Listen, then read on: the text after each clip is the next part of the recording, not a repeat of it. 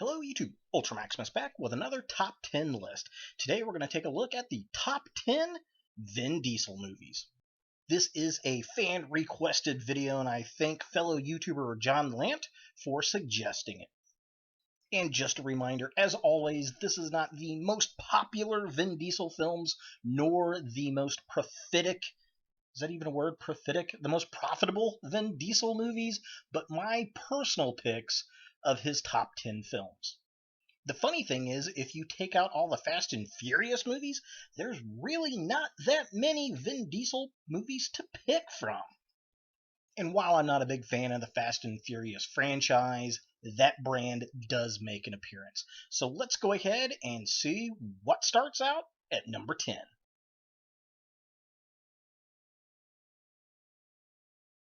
Number 10's gonna go to Boiler Room. Now, this came out in 2000 and stars a very young Vin Diesel and Ben Affleck.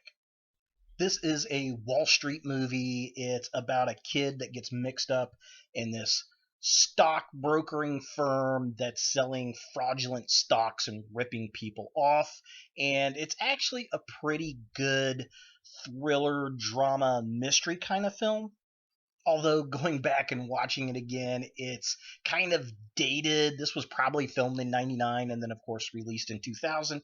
It's still a pretty fun movie to watch.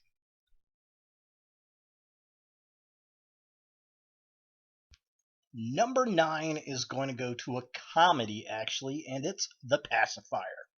Now, this movie didn't make a lot of money at the theater and was kind of panned pretty much by about everybody, but it's one of those movies, kind of like Arnold Schwarzenegger with Kindergarten Cop or Twins, the big muscle action guy set into a family comedy. So this came out in 2005 from Walt Disney Pictures, and basically he's a Navy SEAL, and he was supposed to save a scientist, and that didn't happen, and the guy ends up getting killed, so he's then reassigned to protect the guy's family, which doesn't make much sense, but it's a Disney comedy movie. While this is not the best movie out there, is not really a good movie, this is a movie I will always, for some reason, sit down and watch when it comes on TV. There's just something about it I like. There are a lot of really cute bits with the kids, especially Red Baby, and the duck always cracked me up, so that's why it made the top 10 list. Number 9 is going to go to The Iron Giant. Now, this is an animated film where Vin Diesel does the voice of the robot, and this came out in 1999 and was one of the first films I think Vin Diesel did. This movie was directed by Brad Bird, who also did a few really good Pixar films, and this is a cult classic today, man. This is about an alien robot that comes to Earth and befriends a little boy, and it's kind of a Cold War era. And he ends up sacrificing himself at the end. The big line of Superman just really chokes you up. It's always fun to go back and watch this, and the animation is gorgeous. It's just one of those animated films that always looks good, and not from Disney, which is kind of nice. I like those non-Disney animated films that just look so gorgeous. It's great to see those out in the theaters still.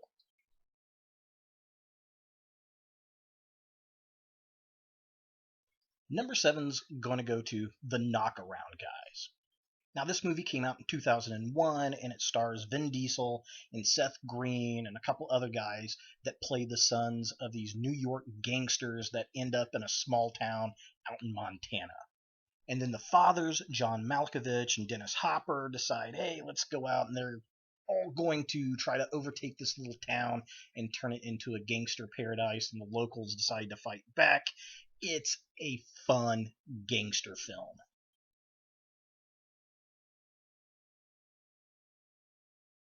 Number 6 is going to go to Fast and Furious. This, of course, is the fourth film in the franchise, and it came out in 2009.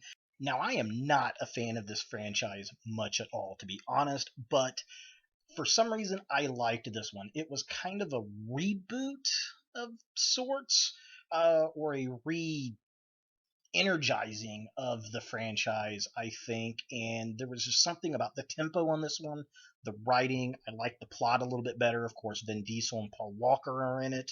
And then we also get Michelle Rodriguez, who's pretty nice to look at.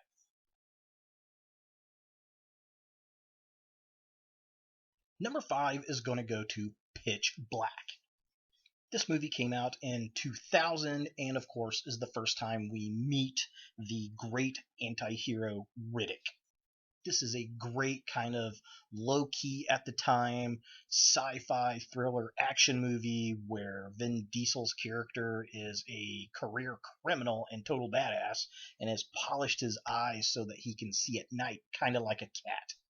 And while en route back to prison, I believe, been a minute since I've seen it, the ship ends up crashing on a planet where it's going to be night for a very, very long time, and there are these really monstrous creatures that live in the dark, and of course, the crew and Riddick have to try to survive, and this kind of kicks off the whole Chronicles of Riddick franchise, which is just one of my favorites of Diesel's.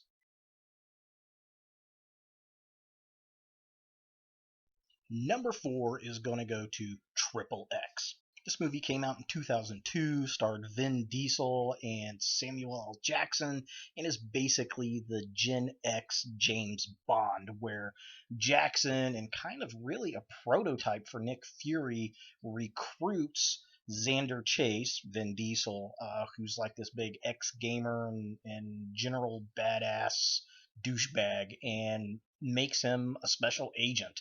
And it's actually a pretty fun movie.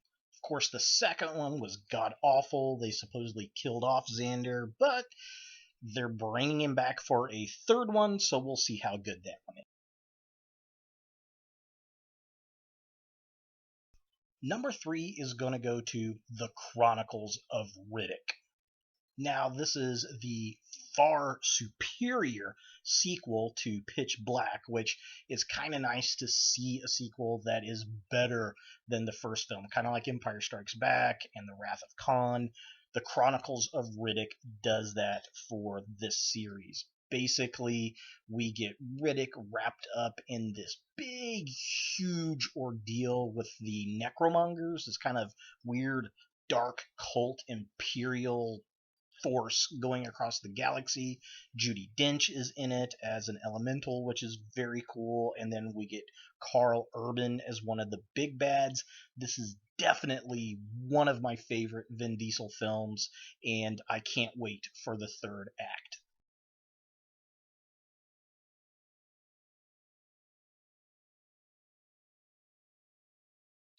Number 2 is going to go to Saving Private Ryan. Now, while this is not one of Vin Diesel's lead roles, he's a supporting cast member. This is probably one of the greatest World War II films ever made, and he does a great job in this movie. Of course, this came out in 1998, and we get a very young Vin Diesel, and this might be actually the first film he was in. He plays Private Caparzo, which I think he's supposed to be a Brooklyn Joe. He's one of the troops, and the plot, of course, is after they storm Normandy, they find out that there was a group of brothers that were sent to the front, and two of the three brothers have died, and the army sends this troop in to save the third brother, Private Ryan, because the general didn't want the same thing to happen to what happened to a Civil War family. It's just a classic film in an all round, all star, great cast, and that's why it's in my top 10.